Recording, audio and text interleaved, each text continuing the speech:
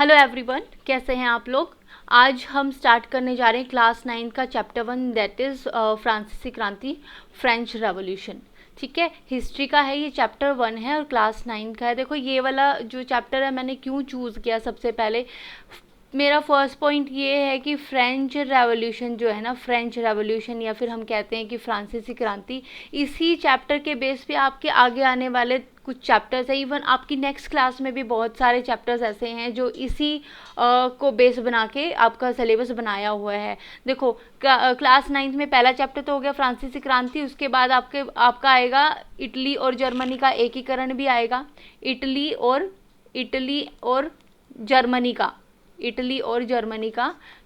Germany का एकीकरण, ठीक है, unification of Italy and Germany.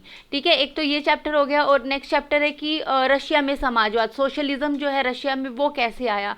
तो ये इटली और जर्मनी का एकीकरण हो गया। और ये जो है रशिया में जो समाजवाद आया, ये सारे के सारे जो परिवर्तन है, जो चेंजेस हैं अलग अलग कंट्रीज़ में, यूरोप के अंदर जो चेंजेस आए हैं, उन सब का आधार, उन सब का बेस फ्रेंच रेवोल्यूशन यानी कि फ्रांसीसी क्रांति ही था। तो अगर आप फ्रांसीसी क्रांति को समझ लोगे तो कहीं ना कहीं आपको आइडिया आ जाएगा कि इटली और जर्मनी का यूनिफिकेशन क्यों हुआ होगा, है ना। सोशलिज्म रशिया के अंदर कैसे आया होगा, और भी बहुत सारी कंट्रीज़ का जो है यूनिफिकेशन हुआ था। तो इसलिए मैं ये वाला चैप्टर आपको पढ़ाना चाहती हूँ। और अब मैं क्लास 10th की भी बात करती हूँ, क्लास 10th में आपका पहला ही चैप्टर है नेशनलिज्म इन यूरोप। ठीक है, और सेकंड चैप्टर क्या है आपका, नेशनलिज्म इन इंडिया। तो ये दोनों चैप्टर जो हैं क्या है, ये दोनों जो चैप्टर हैं वो भी क्या है, फ्रेंच रेवोल्यूशन के ऊपर ही कहीं ना कहीं बेस्ड हैं। ठीक है, तो फ्रेंच रेवोल्यूशन का ना ही सिर्फ फ्रांस के ऊपर प्रभाव पड़ा था, बल्कि पूरे के पूरे यूरोप पे प्रभाव पड़ा था, जो कि हम क्लास 10th में पढ़ेंगे। और फिर उसी टाइम पे इंडिया के ऊपर क्या असर रहा है फ्रेंच रेवोल्यूशन या फ्रांसीसी क्रांति का, वो हम पढ़ेंगे नेक्स्ट क्लासेज में। यही रीज़न है कि आज मैं आपको क्लास 9 का फर्स्ट चैप्टर जो है फ्रांसीसी क्रांति पढ़ाने जा रही हूँ। और फ्रांसीसी क्रांति जो है वो SSC में भी आता है, CTET, HTET, ठीक है, SSC, CTET, HTET, UPSC and PCS exam and RRB exam and state exam, जो कॉम्पिटिटिव, जितने भी कॉम्पिटिटिव एग्ज़ाम्स होते हैं, फ्रेंच रेवोल्यूशन उन सब का जो है सिलेबस का हिस्सा है। तो आप आइडिया लगा लो कि कितना ही इम्पोर्टेंट है फ्रेंच रेवोल्यूशन की। हम हर कदम पे, हर क्लास में या हर हम कह सकते हैं कॉम्पिटिटिव एग्जाम में फ्रांसीसी क्रांति पढ़ते हैं। ठीक है, तो चलो स्टार्ट करते हैं फ्रांसीसी क्रांति। हम क्या क्या पढ़ेंगे आज इस क्लास में। सबसे पहले देखेंगे इंट्रोडक्शन। ठीक है, इंट्रोडक्शन, फ्रांसीसी क्रांति क्या होती है, फ्रांस में क्रांति किस रीज़न से हुई होगी और फ्रांस की क्रांति के क्या प्रभाव रहे होंगे, इंट्रोडक्टरी पार्ट पढ़ेंगे। और उसके बाद फ्रांस क्रांति के कारण क्या थे, क्या क्या कारण थे, राजनीतिक परिस्थितियां क्या थी उस टाइम पे, सामाजिक परिस्थितियां क्या थी, आर्थिक परिस्थितियां क्या थी, जो विचारक थे, जो दार्शनिक थे, उनकी क्या भूमिका रही होगी, और एंड में ऐसी क्या बात हो गई थी जिसने क्या है फ्रांसीसी क्रांति को हवा दे दी। यानी कि एक कहते हैं ना कि भाई जो है पेट्रोल तो है वहाँ पे, लेकिन अब क्या है, अब एक चिंगारी छोड़ने की ज़रूरत है। तो वो कौन सी चिंगारी थी जिसकी वजह से फ्रांसीसी क्रांति शुरू हुई।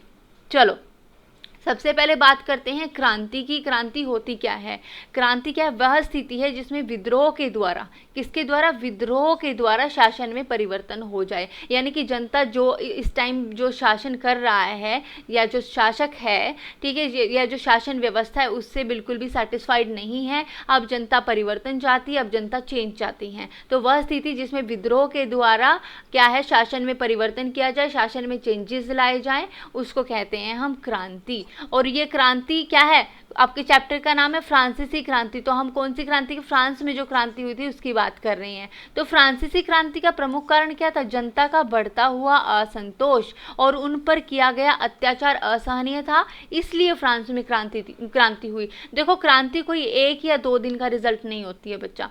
ठीक है, फ्रांसीसी जो क्रांति हुई थी वो कोई 1 या 2 दिन का रिजल्ट नहीं थी, बहुत ही लंबे समय से जब जनता बहुत परेशान हो गई थी।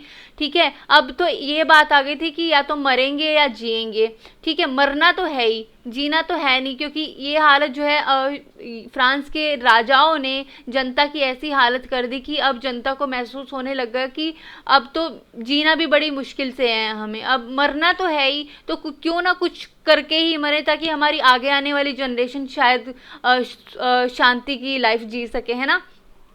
तो यहाँ पे जनता ये रियलाइज़ कर चुकी थी कि मरना है हमें, और मरने से पहले कुछ ऐसा करके जाएंगे कि ये जो राजा लोग हैं, ये जो राजतंत्र स्थापित हो रखा है, ये जो हमें परेशान किया जा रहा है इतने लंबे समय से, हमारे बाप दादाओं को परेशान किया, अब हम तक तीसरी चौथी पीढ़ी तक बात पहुंच गई है, तो अब हम और परेशानी नहीं झेल सकते, ठीक है, मरने की कगार पे आ गए हैं हम लोग, हमें भी जीना है, और सर्वाइवल के लिए आपको पता है जीने के लिए इंसान कुछ भी कर जाता है। और इसीलिए जो है फ्रांस की जनता को महसूस हुआ कि अब सही समय है कि अब आवाज़ उठाई जाए, और तब क्या है, फ्रांस में क्रांति आरंभ हो गई, ठीक है। तो फ्रांस की क्रांति का मुख्य कारण क्या था, जनता का बढ़ता हुआ असंतोष और उन पर किया गया अत्याचार, ठीक है। उसके बाद है राजतंत्र की निरंकुशता समाप्त हुई। फ्रांस की क्रांति का इंट्रोडक्टरी पार्ट पढ़ रहे हैं, तो फ्रांस की क्रांति देखो, सबसे पहले हमने देखा कि क्रांति होती क्या है, फिर हमने देखा कि फ्रांस में क्रांति हुई का प्रमुख कारण क्या थी, और क्या हुआ था, इस फ्रांस की क्रांति होने के कारण हुआ क्या था। देखो, राजतंत्र की निरंकुशता समाप्त हुई। राजतंत्र क्या होता है, एक ऐसा तंत्र, एक ऐसी व्यवस्था जिसमें राजा राज करता है, जिसमें एक किंग होता है, और उस किंग के ही रूल्स होते हैं, रेगुलेशंस होती है, वो जो क्या बोलते हैं, जो भी कानून बनता है वो एक राजा बनाता है, चाहे वो अच्छा कानून है, वो चाहे बुरा कानून है। देखो, किस्मत अच्छी हुई, अच्छा राजा हुआ तो कानून अच्छे ही होंगे, जनता की भलाई के लिए हुए होंगे, लेकिन किस्मत बहुत ही खराब हुई तो राजा बुरा भी हो सकता है, तो कानून उसी हिसाब से, राजा के हिसाब से बनेंगे, ठीक है। और राजतंत्र में जो है सबसे बड़ी बात ये होती है कि राजा की जो पावर्स होती है वो अनलिमिटेड होती है, उसको कोई रोक नहीं सकता, जो राजा ने कह दिया वही होगा। तो राजतंत्र की निरंकुशता यानी कि लगाम समाप्त हुई। निरंकुशता मतलब कि जिसपे कोई लगाम ना हो, ठीक है। तो ये क्या है, निरंकुशता समाप्त हुई। लोकतांत्रिक वातावरण में लोगों ने चैन की सांस ली। लोकतांत्रिक वातावरण में, देखो ये जो एक लाइन है ना, ये पूरे के पूरे चैप्टर का कंक्लूजन है कि राजतंत्र समाप्त हो गया, क्या आ गया, लोकतंत्र, डेमोक्रेसी आ गई है, ठीक है। इतना ही नहीं, मानवाधिकारों की घोषणा भी की गई। क्या क्या, स्वतंत्रता, समानता और बंधुत्व के नारे और राष्ट्रीयता की विचारधारा को प्रोत्साहन मिला। तो ये जो आज अलग अलग कंट्रीज़ में जो कॉन्स्टिट्यूशन बने हुए, जो संविधान बने हुए, और जिन संविधानों में हम बहुत ही प्राउड से हम कहते हैं कि हमारे देश में तो फ्रीडम है, हमारे देश में तो इक्वालिटी है, हमारे देश में तो फ्रेटर्निटी है ना, हमारे देश में तो राष्ट्रीयता की भावना कूट कूट के भरी है, ये आई कहाँ से थी, ये फ्रांसीसी क्रांति से ही आई थी, राइट। आया समझ में आपको, ठीक है। तो इसमें क्या क्या, मानव के अधिकारों की घोषणा की गई कि एक इंसान का जो एक किसी कंट्री के जो नागरिक हैं उनके भी अधिकार होने चाहिए, उनमें समानता होनी चाहिए, उन्हें आज़ादी मिलनी चाहिए, उन्हें अभिव्यक्ति की आज़ादी मिलनी चाहिए, यानी कि बोलने की आज़ादी, वो अपने जो है ओपिनियन रख सके, ठीक है। समानता, बंधुत्व के नारे और राष्ट्रीयता की विचारधारा को प्रोत्साहन मिला। तो अहम रोल है फ्रांसीसी क्रांति का लोगों को एक करने में, ठीक है। इटली और जर्मनी की एकीकरण को प्रोत्साहन मिला। देखो ये क्या, यहाँ पे क्या हुआ है, शॉर्ट में बता देती हूँ। फ्रांसीसी, क्योंकि इटली और जर्मनी भी यूरोप का हिस्सा थी, जहाँ पे फ्रांस की क्रांति की वजह से क्या हुआ, राजतंत्र खत्म हो गया फ्रांस में और लोकतंत्र शुरू हो गया। तो ये जो आग है ये फ्रांस तक ही सीमित नहीं रही, बाकी की कंट्रीज में, यूरोप में भी फैलने लग गई, क्योंकि लोग बहुत मोटिवेट हुए कि देखो फ्रांस की हालत कितनी सही हो गई है, लोकतंत्र की वजह से जो लोग हैं चैन की सांस ले रहे हैं, तो हमारे देश के अंदर भी क्या आना चाहिए, लोकतंत्र आना चाहिए और राजतंत्र को समाप्त करना चाहिए, क्योंकि ये जो राजा लोग हैं इनके ऊपर कोई लगाम तो है नहीं है, हमें परेशान ही किए जा रहे हैं। तो हम भी राजतंत्र को समाप्त करेंगे, फ्रांस की तरह, फ्रांस के लोगों की तरह एकजुट होकर, और हमारे देश के अंदर लोकतंत्र लेकर आएंगे। हम लोग स्वतंत्रता की बात करेंगे, समानता की बात करेंगे, हम लोग बंधुत्व की बात करेंगे, हम लोग अभिव्यक्ति की आज़ादी की बात करेंगे, ठीक है। तो इस तरीके से क्या है, इटली और जर्मनी में भी एकीकरण की भावना को प्रोत्साहन मिला, और धर्म और राजनीति के पृथक्करण का मुद्दा पहली बार इस क्रांति के दौरान उठा, यानी कि धर्म और राजनीति को अलग ही रखना चाहिए, ये जो है इस क्रांति में जो है मुद्दा उठाया गया, ठीक है। नेक्स्ट पढ़ते हैं हम लोग क्या, कि फ्रांस में ही क्रांति क्यों हुई। मैं आपका बेस बना रही हूँ, मुझे पता है कि आपके जो फर्स्ट, अगर मैं बात करती हूँ आपके क्लास 9th में, ये सारी चीज़ें, ये सारी बातें नहीं लिखी हुई हैं, लेकिन कुछ बातें सिर्फ लिखी नहीं होती, आपको बेस बनाने के लिए ये चीज़ें आपको पता होनी चाहिए। ठीक है, आपके डायरेक्ट उसमें आपकी क्लास में क्या है कि बास्तील पे धावा हुआ, सबसे पहले यही है कि बास्तील में ऐसा क्या हुआ कि वहाँ पे धावा हो गया, बास्तील में क्या हुआ कि फ्रांस लोगों ने बास्तील के महल पे, जो है किले पे, बास्तील के किले पे क्या कर दिया, अटैक कर दिया, क्यों हुआ। तो आपका जो है चैप्टर यहाँ से शुरू होता है ना। तो मैं आपका बेस बना रही हूँ सबसे पहले कि मैं बास्तील के किले पे भी आऊँगी फिर उसके बाद। तो फ्रांस में क्रांति हुई, क्यों हुई, किस कारण हुई, क्या क्या क्रांति से चेंजेस हुए, यूरोप के दूसरे कंट्रीज़ में क्या क्या हो रहा था, कैसे इस फ्रांस की क्रांति ने उनके ऊपर प्रभाव डाला। अब देखो फ्रांस में ही क्रांति क्यों हुई, क्वेश्चन ये है कि ऐसा क्या था कि यूरोप के बाकी, देखो ये जो क्वेश्चन है ये अपने आप में, ये क्वेश्चन जो है ना ये अपने आप में बहुत इंपॉर्टेंट हो जाता है आपका बेस बनाने के लिए। कैसे, ऐसा क्या कारण था कि फ्रांस में क्रांति हुई, इसका कारण मैं आपको बताती हूँ। देखो पहले तो कि यूरोप जो है ना, यूरोप, फ्रांस जो है ना यूरोप का हिस्सा है, यूरोप कॉन्टिनेंट का हिस्सा है।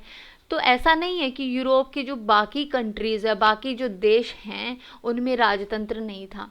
ठीक है, बाकी देशों के जो लोग थे, जो जनता थी, वो परेशान नहीं थी, वो भी परेशान थी, इनसे भी ज़्यादा बुरा हाल था। लेकिन ऐसा क्या हुआ कि इनसे भी ज़्यादा बुरा हाल होने के बाद भी फ्रांस में क्रांति हुई, लेकिन दूसरे देशों में क्रांति नहीं हुई। तो पहले क्या है, फ्रांस में क्या हो, फ्रांस के लोग अब जागरूक हो चुके थे। तो जिस देश की जनता जागरूक हो जाए, ठीक है, वो आवाज़ उठाएगी ही उठाएगी। इस वजह से क्या है, फ्रांस में पहले क्रांति हुई। अभी दूसरे देशों के लोग क्या अभी अवेयर नहीं हुए थे, अभी उन दूसरे देशों के लोगों को ये नहीं पता था कि हमारे राइट्स क्या है, अभी दूसरे देशों के लोगों को ये रियलाइज़ नहीं हुआ था कि हमें, ऐसा नहीं है कि उन्होंने क्रांति की नहीं होगी, की होगी, छोटे मोटे लेवल पे करी होगी, है ना। तो दूसरे देश में इतने बड़े लेवल की क्रांति नहीं हुई। इवन फ्रांस में भी पहले क्रांति हो चुकी थी, लेकिन इस बार क्या है, इस बार तो बिल्कुल धमाका हो गया। इस बार जनता बिल्कुल थक चुकी थी, परेशान हो चुकी थी, उनका सैचुरेशन पॉइंट आ चुका था। ठीक है, हाँ। तो उस समय क्या है, फ्रांस में क्यों क्रांति हुई कि उस समय फ्रांस की जो स्थिति थी ना, उससे भी बुरी हालत थी दूसरे यूरोप के देशों की, जैसे कि प्रशा हो गया, ऑस्ट्रिया हो गया, रूस हो गया आदि, फ्रांस से भी अधिक विकृत थे। इसका मतलब क्या है कि फ्रांस से भी ज़्यादा बुरा हाल था इन देशों का, यूरोप के अन्य देशों का। फिर भी क्रांति इन देशों में न होकर पहले फ्रांस में ही हुई। रीज़न क्या था, इसका प्रमुख कारण था कि फ्रांस के लोग अपनी स्थिति के प्रति जागरूक हो गए थे। फ्रांस की जनता इस अन्याय को महसूस कर रही थी और उसे दूर करना चाहती थी। ठीक है, एक तो ये कारण होगा कि जो फ्रांस की जनता थी जागरूक हो चुकी थी, और दूसरा क्या था, अमेरिकी स्वतंत्रता संग्राम का प्रभाव। आपने अंग्रेज़ों का राज सुना होगा ना, जो ब्रिटिश लोग थे उन्होंने सिर्फ हमारे देश पे ही राज नहीं किया था, यूरोप के काफ़ी अन्य देशों पे भी राज किया था। और क्या बोलते हैं, और उन यूरोप के देशों पे तो राज था ही, अमेरिका जैसा जो स्ट्रॉन्ग जो कंट्री थी उस पे भी कभी ब्रिटेन का जो है राज रहा था। ठीक है, तो अमेरिका में भी स्वतंत्रता संग्राम हुआ, और उस स्वतंत्रता संग्राम के बाद जो ब्रिटेन से अमेरिका ने आज़ादी पाई, ठीक है, अमेरिका आज़ाद होने के बाद उसमें इतने सारे कॉन्स्टिट्यूशन में चेंजेस हुए, कॉन्स्टिट्यूशन बना, लोगों के अधिकारों की बात की गई। तो यहाँ से भी फ्रांस की जनता को महसूस हुआ, फ्रांस के जो पॉलिटिशियंस हैं या फिर हम कह सकते हैं कि दार्शनिक हैं, उनको ये महसूस हुआ कि जैसा कॉन्स्टिट्यूशन अमेरिका के अंदर बना है, देखो कितना सुंदर अमेरिका के अंदर कॉन्स्टिट्यूशन बना है, अमेरिका के लोगों की स्वतंत्रता की बात हो रही है, उनके अधिकारों की बात हो रही है, तो हमारे देश में भी ऐसा ही कोई वो कॉन्स्टिट्यूशन बनना चाहिए, संविधान बनना चाहिए जिसमें जनता के अधिकारों की बात हो।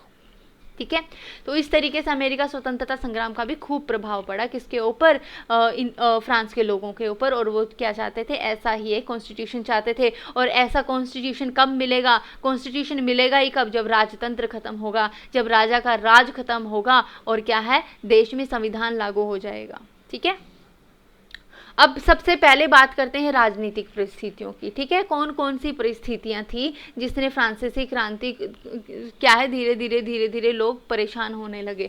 सबसे पहले राजनीतिक अगर मैं परिस्थितियों की बात करते कि फ्रांस में निरंकुश राजतंत्र था, राजा के दैवी जो है जो राजत्व के दैवी सिद्धांत पर आधारित थे। इसका मतलब क्या है, फ्रांस के अंदर बेलगाम राजा था। राजा क्या कहता था, राजा अपने आप को भगवान का दूत कहता था कि मैं भगवान का दूत हूँ, और जो मैं कहूँगा वो आपको बात माननी पड़ेगी। तो भगवान के नाम पे वो जो है अपनी बातें मनवाता था, ठीक है। और इसमें राजा को असीमित अधिकार प्राप्त थे और राजा स्वेच्छावादी था, जो चाहता था वही करता था बस। अब बात करते हैं लुई 14 से। आपकी क्लास में जो है ये चैप्टर शुरू होता है लुई 16 से। लुई 16 जो ये जो डायनेस्टी है ना, ये बर्बन डायनेस्टी थी, ठीक है। ये बर्बन डायनेस्टी थी। आपके जो क्लास में इंट्रोडक्शन दिया गया लुई 16 से, मैं लुई 14 और 15 की भी बात करूंगी, ठीक है। क्यों बात करूंगी? आपके बेस बनाने के लिए क्या हो रहा था। मैं जो कह रही हूँ ना कि जनता काफ़ी लंबे समय से परेशान थी, यानी कि जो लुई 16 था, लुई 16 के जो दादाजी थे उसके टाइम से वो भी एकदम से निकम्मा और नकारा थे, जिसने जनता को परेशान कर रखा था। तो सबसे पहले लुई 16 के दादाजी पे चलते हैं, यानी कि लुई 14 पे, ठीक है। लुई 16 के पिताजी कौन हो गए? लुई 15 हो गए। और इनके पिताजी कौन हो गए? 14 हो गए। तो इस तरीके से ये कौन हो गए? इनके दादाजी हो गए, ठीक है। कौन हो गए? ग्रैंडफादर हो गए लुई 14। तो लुई 16 के दादाजी की तरफ चलते हैं। लुई 14 के शासनकाल कब से कब तक? 1643 से लेके 1715 तक। अब काउंट कर लो कितने साल हो गए। निरंकुशता प्रकाष्ठा पे थी। उसने क्या कहा? मैं ही राज्य हूँ, और वह अपनी इच्छा अनुसार कानून बनाता था। तो यहाँ पे लुई 14 ने क्या कहा? मैं ही राज्य हूँ, मैं ही कानून हूँ, और मेरे से ही जो कानून मैंने बना दिया वो आपको फॉलो करना पड़ेगा, अच्छा हो बुरा हो, चाहे आपकी उसमें जान क्यों ना चली जाए, लेकिन जो मैंने कानून बना दिया वो ही लागू होगा। तो लुई 14 आपसे पूछ लिया जाए, कॉम्पिटिटिव एग्जाम में पूछा जाता कि मैं ही राज्य हूँ, ये स्टेटमेंट किसकी थी? लुई 14 की थी, ठीक है। आगे आ जाता है लुई 15, यानी कि लुई 16 के पिताजी। अब देखो इन्होंने भी कोई कसर नहीं छोड़ी, ये अत्यंत विलासी, अदूरदर्शी और निष्क्रिय शासक थे, ठीक है। ये भी क्या थे? नकारा थे, निकम्मे थे। इन्होंने भी जनता को खूब परेशान किया है, ठीक है। ये अत्यंत विलासी थे, यानी कि अपने ही धुन में रहते थे। इनका पार्टी करने का शौक था बहुत। जनता चाहे भाड़ में जाए, ठीक है, जनता चाहे भाड़ में जाए, मेरे को पार्टी करनी है, तो ये पार्टी करता था। तो इस तरीके से इन दोनों ने मिलकर क्या किया? खूब पैसा उड़ाया, पैसा खूब उड़ाया, जनता का पैसा उड़ाया, ठीक है। क्या किया? जनता का पैसा उड़ाया। तो इस वजह से क्या है? राजकोष खाली होता जा रहा था। और एक चीज़ और किया इसने, लुई 15 ने क्या किया? एक चीज़ और किया, क्या मैं आपको बताऊंगी।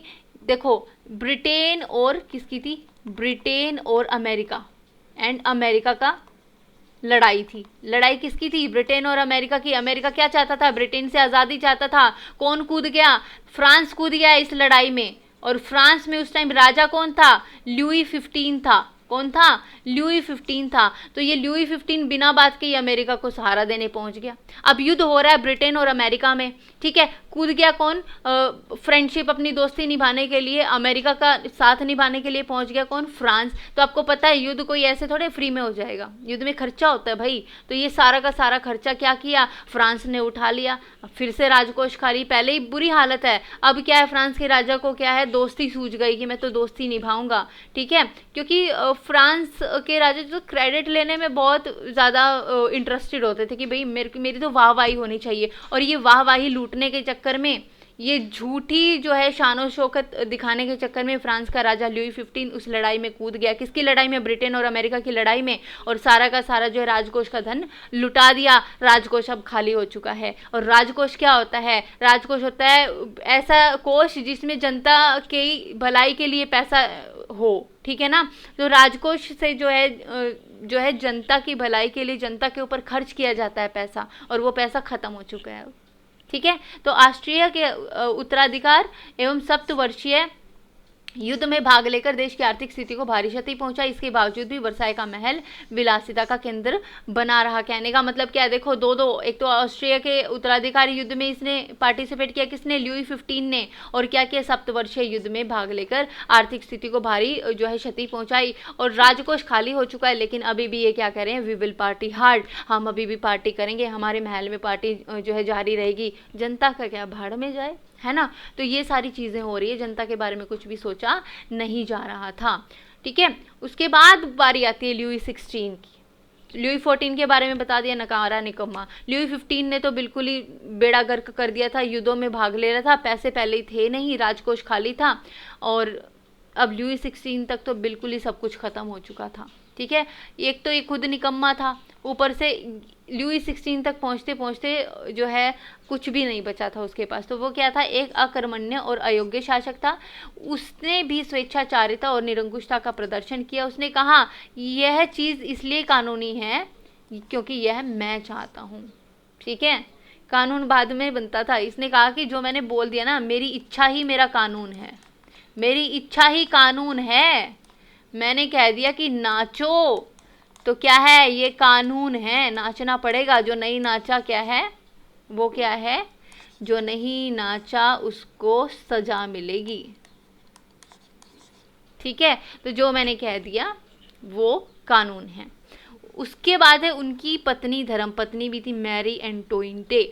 इनके ऊपर ये क्या थे, जो लुई 16 थे उनके ऊपर मैरी एंटोइनटे का खूब प्रभाव था, बहुत प्रभाव था। और ये क्या करती थी, फिजूल खर्ची करती थी। कैसे भाई, मेकअप का सामान मुझे तो पूरा चाहिए, मुझे तो पार्टी पूरी, मुझे किटी पार्टी करनी है, मुझे कोई मतलब नहीं है, मुझे सब कुछ जो मेरे को चाहिए वो मुझे चाहिए। ठीक है, तो इस तरीके से क्या था, मैरी एंटोइनटे का खूब प्रभाव था किसके ऊपर, लुई 16 के ऊपर। और उसे आम आदमी की परेशानियों की कोई समझ नहीं थी। ऐसा कहते हैं ना कि अगर हमें समझ नहीं होता, अगर आपका पार्टनर अच्छा हो, अंडरस्टैंडिंग, तो आपको समझा देगा कि नहीं ये चीज़ ऐसी है।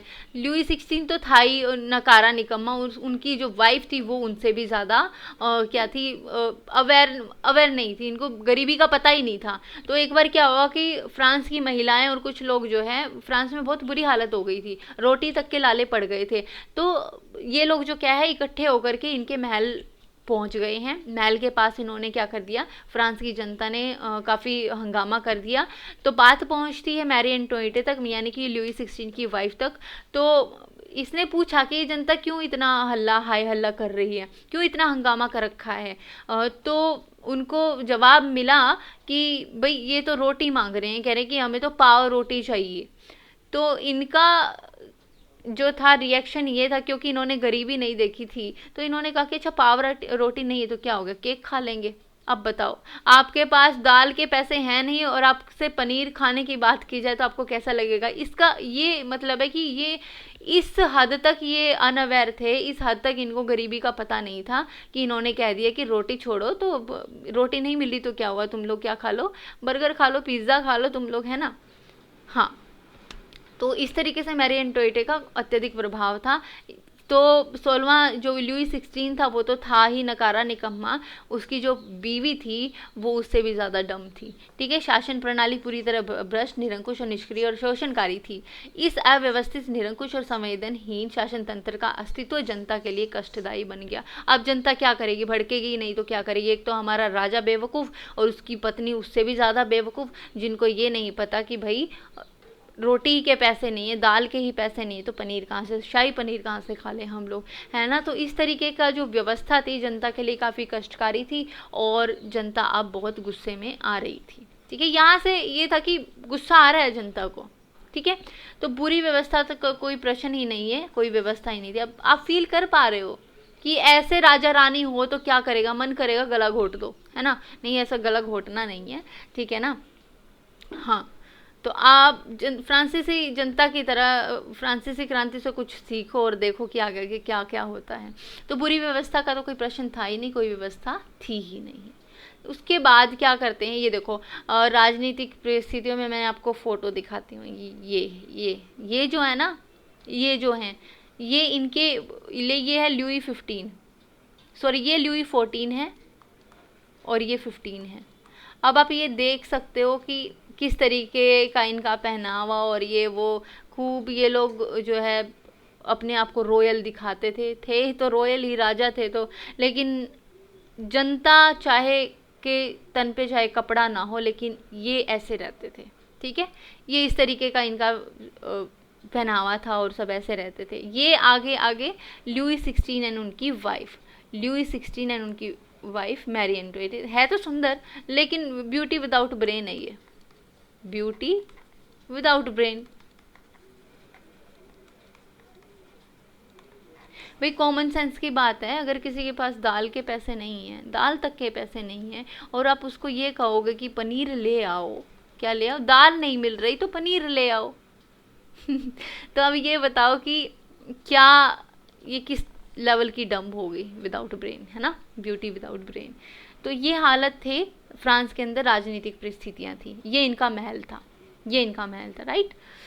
अब चलते हैं सामाजिक परिस्थितियों में। समाज, देखो राजनीतिक परिस्थितियाँ पढ़ ली, राजपाट में किस तरीके से जो है राजा जनता को चलाता था। अब समाज में क्या, समाज किस तरीके से विभक्त था उसकी बात करते हैं। फ्रांस में समाज विषम और विघटित था।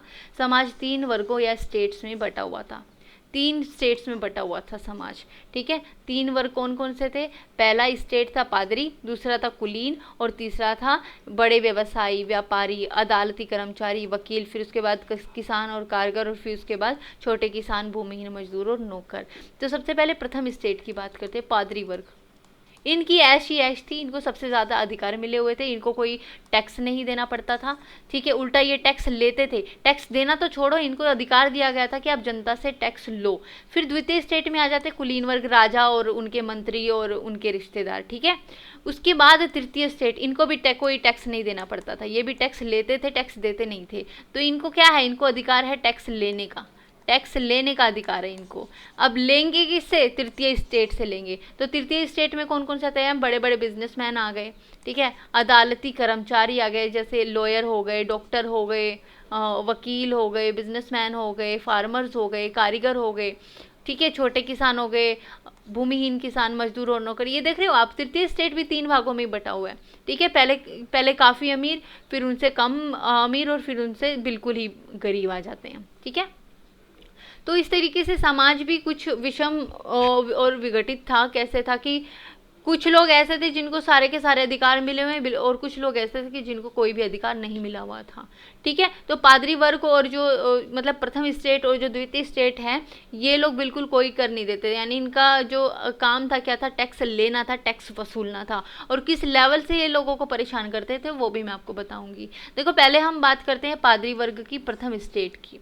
तो पादरी भी 2 तरह के थे, उच्च और निम्न, उच्च और निम्न वर्ग के। तो ये जो उच्च वर्ग के पादरी थे ना, है तो ये पादरी प्रीस्ट है ना, लेकिन ये विलासिता का जीवन जीते थे। ये काफ़ी अमीर तरह के लोग थे, बहुत सारी ज़मीन थी इनके पास, और ये कर कौन सा लेते थे? टाइथ नाम का कर वसूल करते थे। किससे? जनता से। थर्ड स्टेट से टाइथ नाम का कर वसूलते थे। किसके नाम पे? भगवान के नाम पे। दे रे बाबा, है ना। तो भगवान के नाम पे ये लोग जनता से टाइथ नाम का कर वसूलते थे। ये शानो शौकत एवं विलासी पूर्ण जीवन बिताते थे। बताओ, प्रीस्ट होकर ये लोग क्या करते थे? शानो शौकत और विलासिता पूर्ण। फिर आ जाते हैं निम्न वर्ग के। अब एक होता है ना कि मैं छोटा सा एग्जांपल दे दूं कि एक होता है बड़ा पुजारी, मेन जो पुजारी होता है, फिर उसके अंडर जो काम कर रहे होते छोटे छोटे पुजारी, तो ये वही हैं, ठीक है। निम्न वर्ग के जो पुजारी है, ये उच्च वर्ग के पादरियों के नीचे काम करते थे। लेकिन ये लोग ना क्या करते थे? ये लोग जनता की परेशानियों से वाकिफ थे, क्योंकि उच्च वर्ग के जो पादरी थे ये निम्न वर्ग के पादरियों को भी कहीं ना कहीं परेशान करते थे, इसलिए इनको आइडिया था कि जनता भी कैसा फील कर रही होगी। तो ये सारे के सारे जो धार्मिक काम थे ये कोई काम नहीं करते थे। उच्च वर्ग के पादरी कोई काम नहीं करते थे, शानो शौकत से रहते थे, ये भी पार्टी करते थे खूब पूरी तरह से। तो मेन जो काम करते थे चर्च का, धार्मिक कार्यों का कौन करते थे? निम्न वर्ग के पादरी करते थे। और ये जो निम्न वर्ग के पादरी है, ये क्या है? उच्च वर्ग के पादरियों से घृणा करते थे और जनसाधारण के प्रति सहानुभूति रखते थे, ठीक है। अब आगे बढ़ते हैं, सामाजिक परिस्थितियाँ। सामाजिक परिस्थितियों में हमने बात कर ली पादरी वर्ग की, फर्स्ट स्टेट की, ठीक है। अब हम बात करते हैं द्वितीय और तृतीय स्टेट की। तो द्वितीय स्टेट में मैंने आपको बताया, देखो पहले फर्स्ट में पादरी आ गया, द्वितीय स्टेट में राजा और उनके क्या हो जाएंगे? कुलीन वर्ग द्वितीय स्टेट में शामिल थे। सेना, चर्च, न्यायालय आदि महत्वपूर्ण विभाग, जो बड़े बड़े ऑफिसर्स होते हैं, जो मंत्री वर्ग है वो सब, ठीक है। तो उच्च जो प्रशासनिक पदों पर इनकी नियुक्ति होती थी, और ये किसानों के विभिन्न प्रकार से कर वसूलते थे। ये क्या करते थे? किसानों पर से विभिन्न प्रकार के कर वसूलते थे। फिर आ जाता है तृतीय स्टेट के लोग। तृतीय स्टेट के जो लोग थे वो जनसाधारण वर्ग से संबंधित थे, आम जनता, जिन्हें कोई भी विशेष अधिकार प्राप्त नहीं था, जिन्हें टैक्स देना पड़ता था, जिन्हें क्या करना पड़ता था? प्रथम स्टेट और द्वितीय स्टेट के लोगों का पेट भरना पड़ता था। ये लोग टैक्स पेयर थे, ठीक है। ये लोग क्या थे? टैक्स पेयर थे। इनमें मध्यम वर्ग, किसान, मजदूर, शिल्पी, व्यापारी, बुद्धिजीवी लोग शामिल थे। इस वर्ग में भी भारी असमानता थी, भारी, मैंने आपको बता दिया ना, पहले आ जाएंगे वकील आ गया, बिजनेसमैन आ गया, डॉक्टर आ गया, इंजीनियर आ गया, फिर उसके बाद बड़े किसान आ गए, फिर उसके बाद छोटे किसान, भूमिहीन किसान आ गए। इस तरीके से तृतीय वर्ग में भी काफ़ी असमानता थी। तो तीसरी स्टेट के लोगों को सरकार को कौन सा कर देना पड़ता था, टाइल नाम का कर देना पड़ता था, डायरेक्ट टैक्स और अनेक अप्रत्यक्ष कर चुकाने पड़ते। ये तो मैंने एक टैक्स बताया है, न जाने कितने टैक्स थे। बोलते कि अच्छा खेती कर रहे हो, खेती करने के नाम का टैक्स दो, ठीक है, अच्छा खेती करने का नाम का टैक्स दे दिया। घर में कितने लोग हैं, 3 लोग हैं, 3 लोगों के नाम का टैक्स दो। बच्चा है, हाँ बच्चा है, तो बच्चे के नाम का टैक्स दो। नमक का टैक्स दो, ये जो टैक्स दो, जो तुम नमक यूज़ कर रहे हो ना, नमक का टैक्स दो।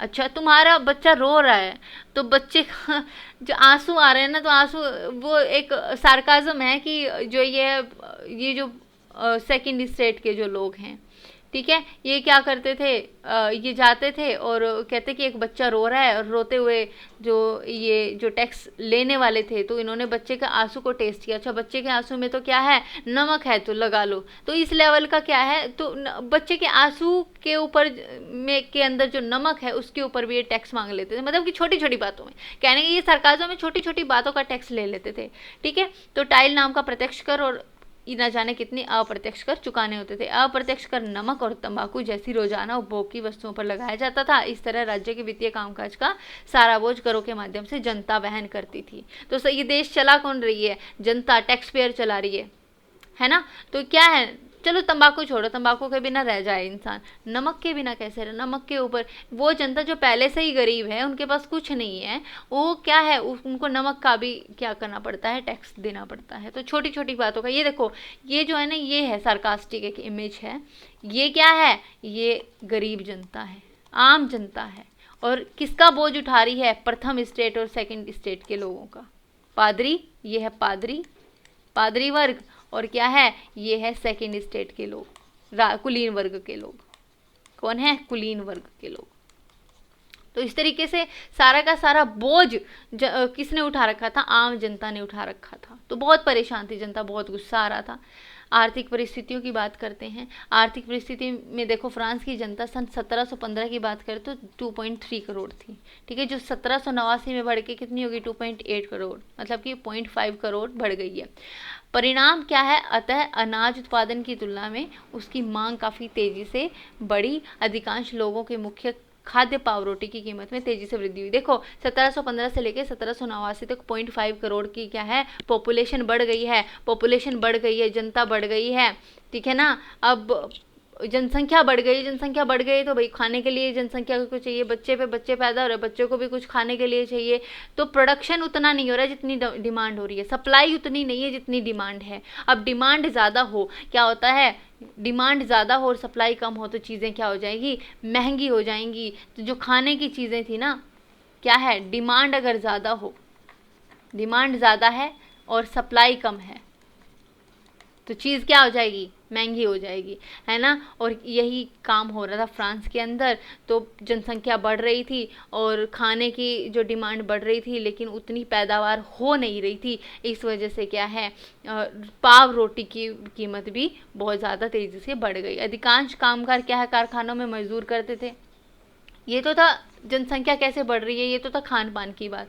अब क्या, कामगार कारखानों में मजदूरी करते थे, उनकी मजदूरी मालिक तय करते थे, लेकिन मजदूरी महंगाई की दर से नहीं बढ़ रही थी। कहने का मतलब है कि अब क्या है, जनसंख्या बढ़ गई है, जनसंख्या बढ़ गई है तो महंगाई बढ़ गई है, महंगाई तो बढ़ गई है, लेकिन वो मजदूर जो कारखानों में काम करते थे उनकी तनख्वाह उस दर से नहीं बढ़ रही थी। भाई देखो महंगाई क्या है, अब रोटी के दाम बढ़ गया। देखो मान लो कि रोटी का दाम पहले था 10 रुपये, ठीक है, और मजदूरी थी पहले कितनी, मान लो कि 20 रुपये, ठीक है।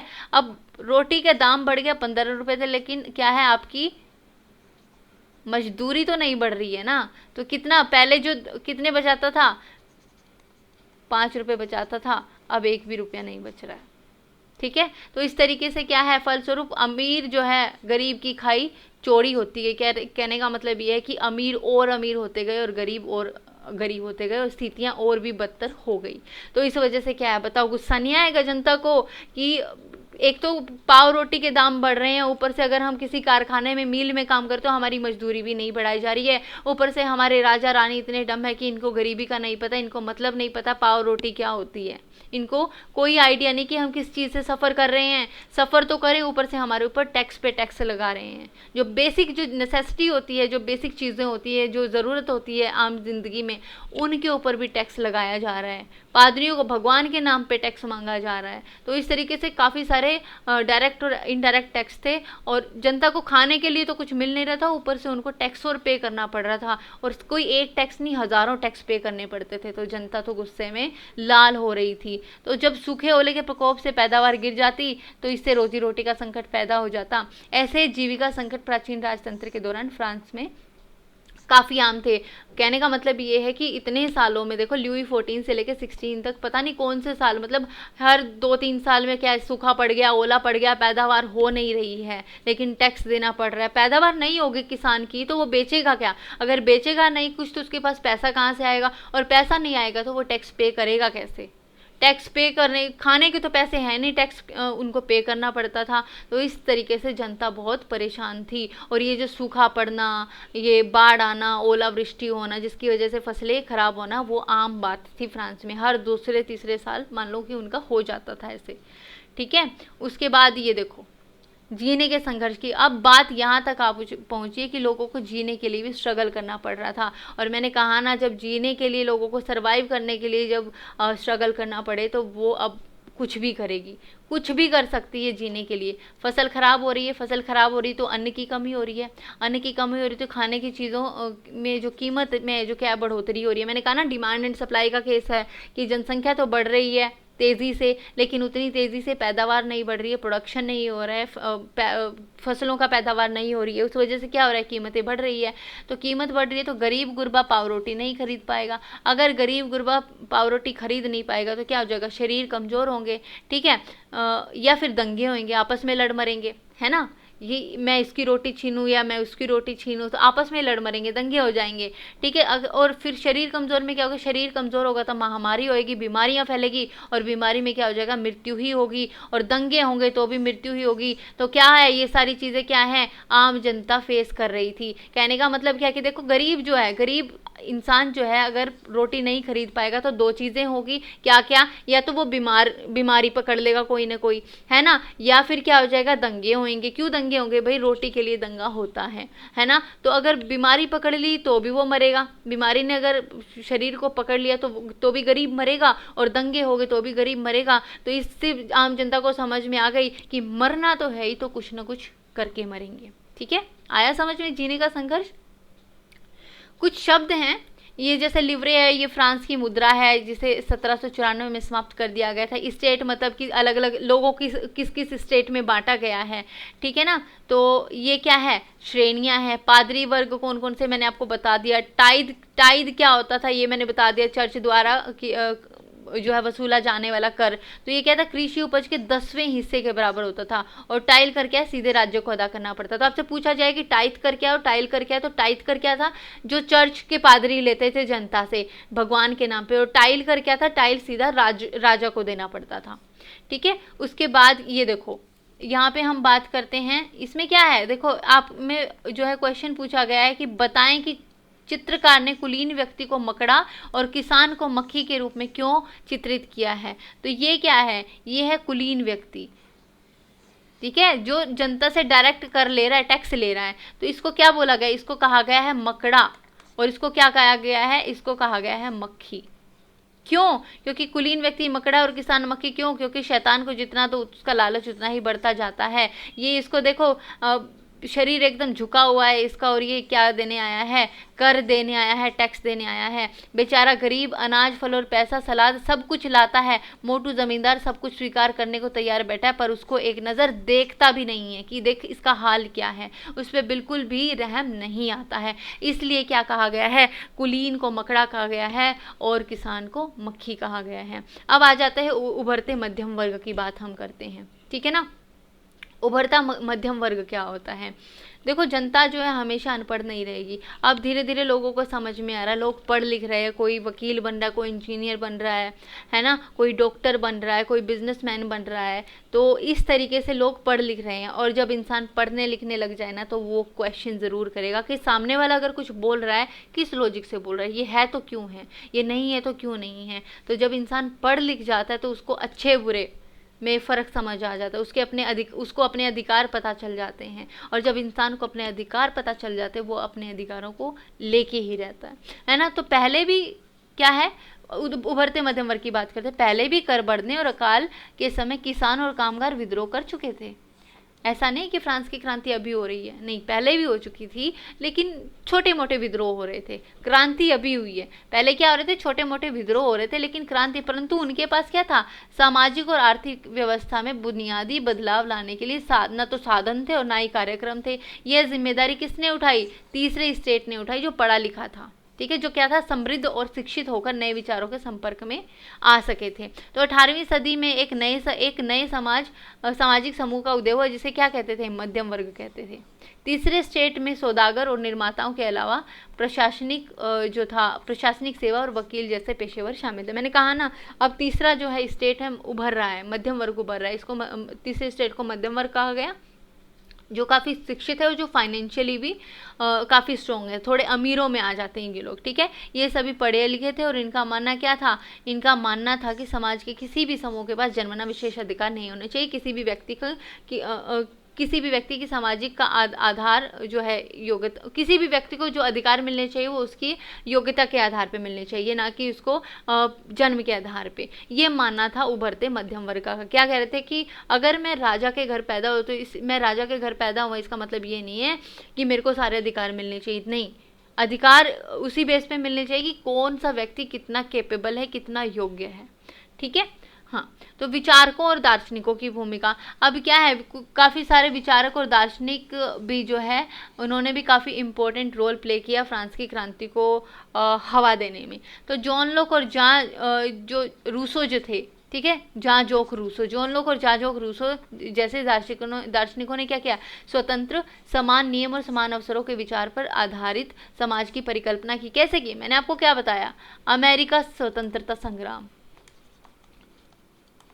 अमेरिका का जो था स्वतंत्रता जो संग्राम था, ठीक है, उसके बाद अमेरिका में कॉन्स्टिट्यूशन बना, क्या बना, संविधान बना, और उस संविधान में लोगों के अधिकारों की बात की गई। और जब वो संविधान बना तो उस संविधान से जो दार्शनिक थे, जॉन लोक, रूसो जैसे जो दार्शनिक थे, ये काफ़ी प्रभावित हुए कि हमारे देश के अंदर भी ऐसा एक संविधान बनना चाहिए जैसा कि अमेरिका के अंदर बना हुआ है। तो इन्होंने भी क्या किया, स्वतंत्रता, समान नियम और समान अवसरों के विचार पर आधारित समाज की परिकल्पना की। लोक ने कौन सी जो है रचना की, टू ट्रीटाइजेस ऑफ गवर्नमेंट में राजा के दैवी अधिकारों के सिद्धांतों का खंडन किया गया। यानी कि लोक ने क्या कहा कि ये जो राजा कहता है ना कि मैं तो भगवान का दूत हूँ, ये सब कुछ नहीं होता है, सब झूठ है। देखो, ये वाला ये जो मैं आपको बता रही हूँ, ये आपके शायद बुक में ना हो, या आपके कॉम्पिटिटिव एग्जाम में आता है, तो अगर 2 मिनट और थोड़ा सा एक्स्ट्रा पढ़ लो तो मुझे नहीं लगता कि इसमें कोई बुराई, आपका ही बेस स्ट्रॉन्ग हो रहा है ना। तो लोक ने कौन सी बुक लिखी, टू ट्रीटाइजेस ऑफ गवर्नमेंट। उसके बाद रूसो ने कौन सी बुक लिखी, एमिली बुक लिखी, और सोशल कॉन्ट्रैक्ट और रूसोनी बुक लिखी। इसके माध्यम से मनुष्य की स्वतंत्रता की आज़ादी की बात की गई। उसने क्या कहा कि मनुष्य स्वतंत्र पैदा होते हुए भी सर्वत्र जंजीरों में जकड़ा हुआ है। यानी कि हम पैदा तो आज़ाद होते हैं, लेकिन हमें क्या है, आज़ाद रहने नहीं दिया जाता। क्यों नहीं रहने दिया जाता? जहाँ पे राजतंत्र है, जहाँ पे ऐसी व्यवस्था है जहाँ पे राजा रानी खुद ही निरंकुश है, निकम्मे हैं, तो वहाँ पे क्या है, आम जनता बंदगे ही रह जाती है। तो इंसान क्या है, इंसान पैदा तो आज़ाद होता है, लेकिन वो आज़ाद रहता नहीं है, जंजीरों में जकड़ा रहता है। अब उसके बाद आता है मोंटेस्क्यू ने अपनी पुस्तक द स्पिरिट ऑफ लॉज में क्या लिखा, इसमें लिखा कि सरकार के अंदर विधायिका होनी चाहिए, कार्यपालिका होनी चाहिए और न्यायपालिका होनी चाहिए। ये कार्यपालिका, विधायिका और न्यायपालिका वर्ड आए कहाँ से, अमेरिका जो स्वतंत्रता संग्राम के बाद जो कॉन्स्टिट्यूशन बना है, जो अमेरिकन जो कॉन्स्टिट्यूशन बना है, उसमें क्या है, उसमें विधायिका बनी है, उसमें कार्यपालिका बनी है और उसमें जुडिशियल सिस्टम बना है। उसको देखते हुए जो है मोंटेस्क्यू ने लिखा कि हमारे देश के अंदर भी क्या है, ये तीनों चीज़ें होनी चाहिए। विधायिका क्या करती है? विधायिका कानून बनाती है, ठीक है। कार्यपालिका क्या करती है? कार्यपालिका जो है ये मेक श्योर करती है कि उन कानूनों का पालन हो रहा है कि नहीं हो रहा। न्यायपालिका क्या करती है? जो लोग उन कानूनों का उल्लंघन करते हैं उनको सज़ा देने में या फिर उनको ये सोच लो कि टाइट करने में या स्ट्रिक्ट कर देती है। ये जो न्यायपालिका है ये वो जो लोग जो शरारती तत्व होते हैं उनको रोकती है, ठीक है, ताकि कानून का पालन अच्छे से हो उसके। तो विधायिका का काम क्या है? कानून बनाना। कार्यपालिका का काम क्या करना है? उस कानून को लागू करना, एग्जीक्यूट करना। और न्यायपालिका जो लोग उस कानून का पालन नहीं करते हैं उनको सज़ा देती है। और न्यायपालिका का काम सिर्फ सज़ा देना नहीं है, मानव के अधिकारों की रक्षा करना भी है, ठीक है।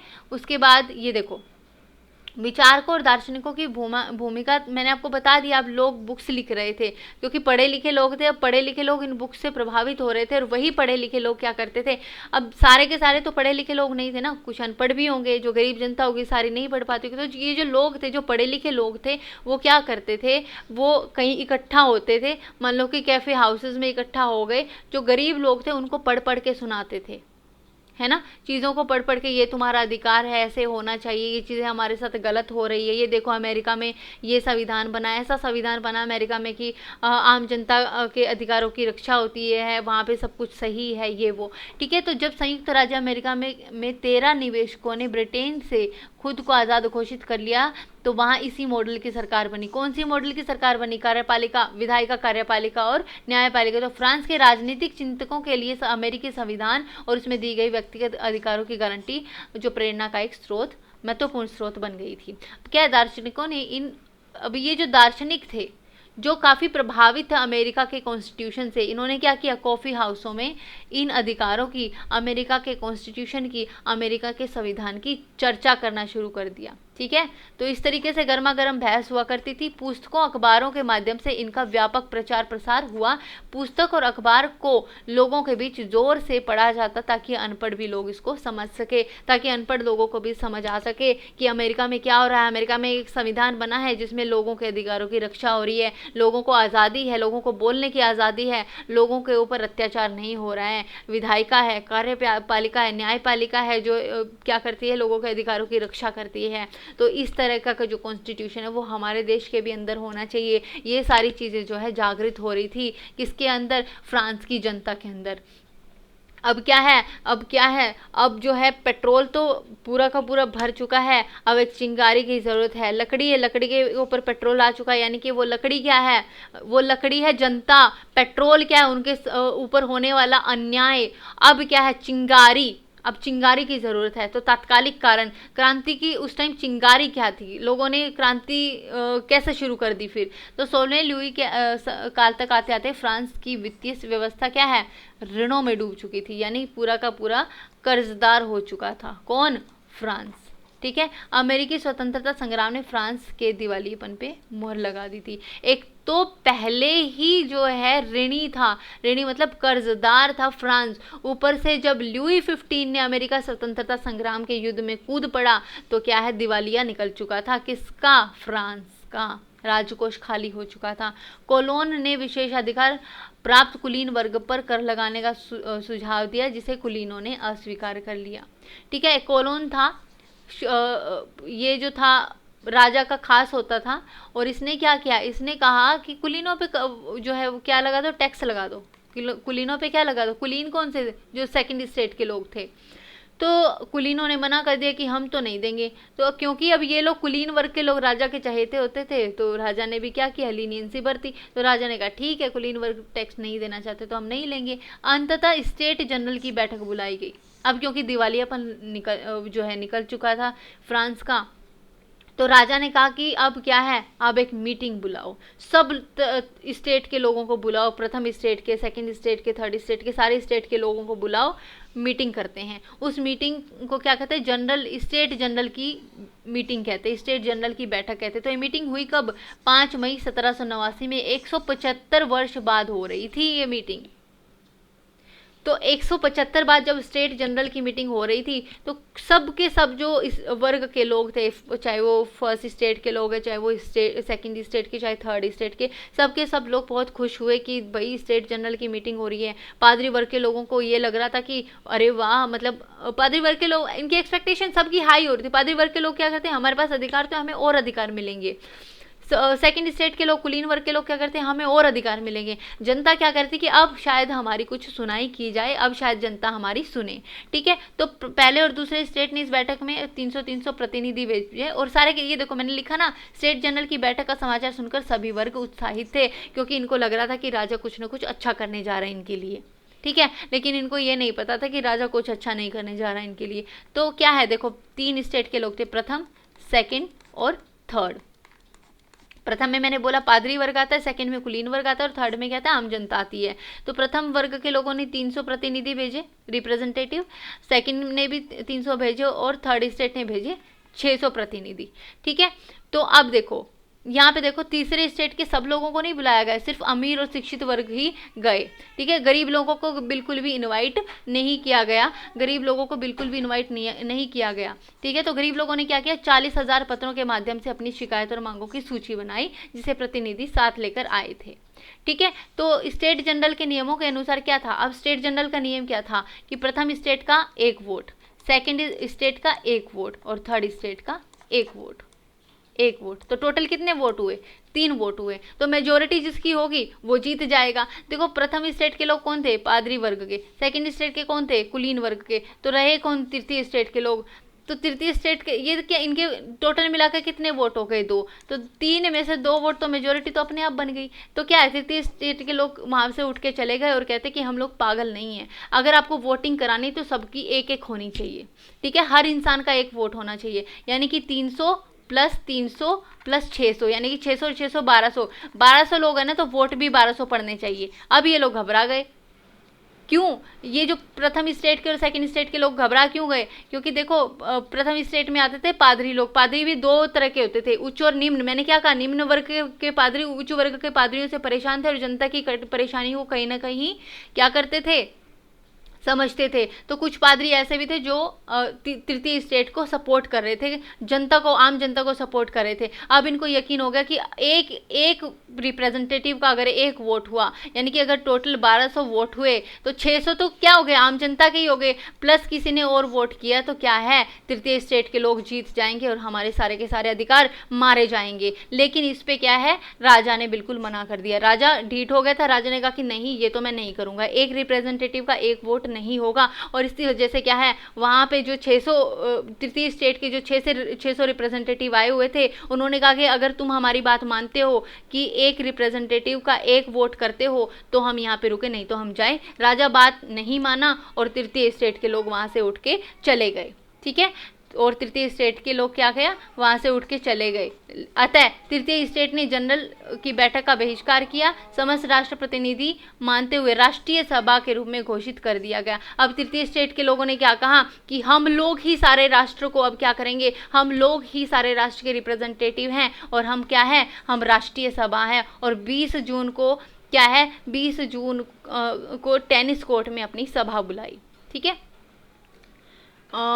ये हो गई। यहाँ पे देखो टेनिस कोर्ट में इन्होंने सभा बुला ली है, ये सभा है। इसका नेतृत्व किसने किया, ये देखो शपथ ली इन्होंने कि जब तक सम्राट की शक्तियों को कम करने वाला संविधान तैयार नहीं किया जाएगा तब तक असेंबली भंग नहीं होगी, तब तक राष्ट्रीय सभा भंग नहीं होगी। इन लोगों ने क्या किया, शपथ ले ली कि जब तक हम राजा के अधिकार, जो ये निरंकुश है राजा है, उसके शक्तियों को खत्म नहीं करेंगे तब तक असेंबली भंग नहीं होगी। और इनका नेतृत्व किया किसने था, मिराब्य और आबेसिये ने। मिराब्य कौन था, कुलीन परिवार का था, लेकिन क्या करता था, जनता के सपोर्ट में था। और सीए कौन था, सीए जो सीए था ये निम्न पादरी वर्ग का था।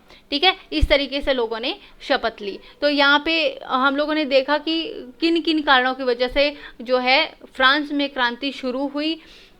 पहले क्या था, क्रांति होती क्या है, मैं थोड़ा सा ब्रीफ कर देती हूँ, क्रांति क्या होती है। फिर हमने देखा कि फ्रांस में क्रांति से क्या हुई क्यों, फिर हमने देखा कि फ्रांस में क्रांति के कारण क्या क्या चेंजेस आए, ठीक है। फिर हमने जो है कारण पढ़े कि ऐसा क्या हो रहा था कि फ्रांस में एकदम से ज्वाला हो गई और फ्रांस में ही क्रांति क्यों हुई थी, ठीक है ना। तो सामाजिक कारण पढ़े, राजनीतिक कारण पढ़े, जीने का संघर्ष पढ़ा हमने, और तत्कालिक कारण पढ़े जिसकी वजह से हमने क्या किया, जिसकी वजह से जो है जनता भड़क चुकी है, राष्ट्रीय सभा बन चुकी है, अब लोग शपथ ले रहे हैं कि अब तो हम हटेंगे नहीं जब तक राजा की अनलिमिटेड शक्तियों का जो है ख़त्म नहीं कर देते। तो आज की क्लास यहीं पे समाप्त करते हैं। आई होप आपको समझ में आई होगी। अगर समझ में आई होगी तो प्लीज़ लाइक, सब्सक्राइब और शेयर ज़रूर कीजिएगा। तो आपके लिए जो है क्वेश्चन ऑफ द डे मैं छोड़ के जा रही हूँ। क्वेश्चन ऑफ द डे ये है कि बताओ कि फ्रांसीसी क्रांति कब हुई थी। फ्रांसीसी क्रांति कब हुई थी, इसका जवाब आप मुझे कमेंट बॉक्स में ज़रूर दीजिएगा, ठीक है। और जो बच्चे किसी भी कॉम्पिटिटिव एग्जाम की तैयारी कर रहे हैं, जो यूपीएससी की तैयारी कर रहे हैं, एसएससी की तैयारी कर रहे हैं, पीसीएस की तैयारी कर रहे हैं, आरआरबी की तैयारी कर रहे हैं, एनी स्टेट कॉम्पिटिटिव एग्जाम की तैयारी कर रहे हैं, आप लोग क्या है ये सब एनसीईआरटी, और एनसीईआरटी से आपको पता है सब कुछ एनसीईआरटी से ही उठ के आता है। अगर मैं जीके की बात करती हूँ तो यहीं से आपकी जीके स्ट्रॉन्ग होती है, आपका बेस स्ट्रॉन्ग होता है। इसलिए सबके सब बच्चे आ जाया करो, और कुछ टाइम पे मैं फिर लाइव भी क्लास ले लिया करूँगी, लेकिन अभी के लिए क्या करते हैं हम लोग लाइव नहीं लेते हैं, आपकी क्लास जो है ऐसे ही कंटिन्यू करते हैं, ठीक है। तो मिलते हैं नेक्स्ट क्लास में नेक्स्ट पार्ट के साथ। अब आगे क्या होने वाला है, ठीक है, to be continued. Thank you so much.